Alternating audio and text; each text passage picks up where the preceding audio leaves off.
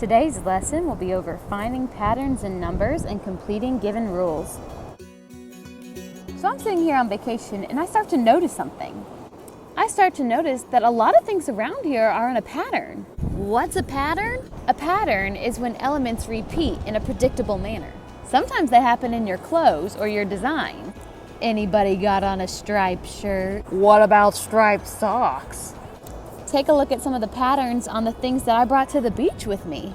Orange shoe, black shoe, orange shoe, black shoe. White stripe, blue stripe, white stripe. But patterns don't just happen in designs, they happen in math too. Take a look. 2, 5, 8, 11, 14. What do you notice about those numbers?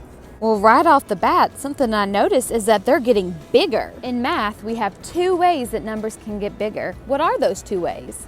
Think my answer's in the sand. I can either add or multiply. So let's take a look at those first 2 numbers and see how I'm getting bigger. From 2 to 5, can I add anything to get to 5? 2 plus what gets 5? That's right, 3. And just for fun, can I multiply anything by 2 to get 5? Not exactly, because if I multiply 2 times 3, I get 6. So figuring out that I add 3 to 2 to get the number 5 is starting my pattern. Remember, a pattern is a recurring event. So what I just tried to figure out was something called my rule. A rule like no running in the hallway or chewing gum in class. Kind of. But it's a little different in math. A rule is kind of like your instructions. It's what you do between each of the numbers. So now I gotta figure out if my rule applies to the pattern. If my rule is add 3, does 5 plus 3 equal 8? Yes, 5 plus 3 does equal 8. So now let's see if the pattern continues for the rest of the set of numbers. 5 plus 3 is 8. 8 plus 3 is 11. 11 plus 3 is 14. So I found my rule. My rule is add 3. Now sometimes you're given a rule and you're asked to continue the pattern. So if I were to continue the pattern, what would I do? You got it, add 3. What's 14 plus 3? 14 plus 3 is 17. Let's try another one. Miss Jewell was collecting shells. My precious. She decided to put the shells out and look at how many she had and notice there was a pattern. Take a look. In the first group, she collected 3 shells. In her second group, she collected 6 shells. And in her third group, she collected 12 shells. 3, 6, 12. What's the pattern? Well, first I gotta ask myself if I'm getting bigger or smaller. 3 to 6 is getting bigger. If I'm getting bigger, I have 2 options, add or multiply. What can I add from 3 to get 6? 3 plus what is 6?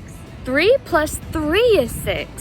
So then I gotta ask if I can continue that same pattern for my next set. 6 plus 3, 12? Absolutely not. 6 plus 3 is 9. So if I know I can't add, I have to do one other operation, multiply. 3 times what is 6? 3 times 2. So let's see if I can multiply 2 to 6 to get 12. 6 times 2 is 12. So in this case, my rule is multiply by 2. And if I continue the pattern, I ask myself 12 times 2 is 24. Let's look at one more. This pattern goes 15, 13, 11, 9. So I ask myself, am I getting bigger or smaller?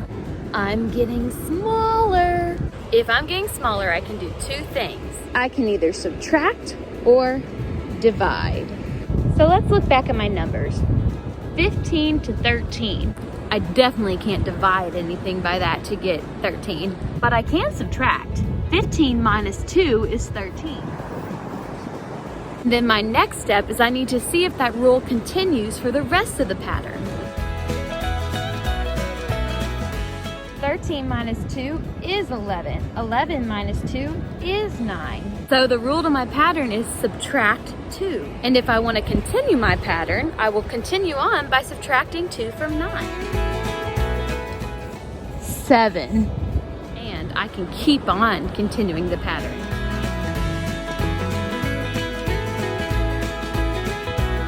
Thanks again for watching Math with Miss Jewell. Catch you next time.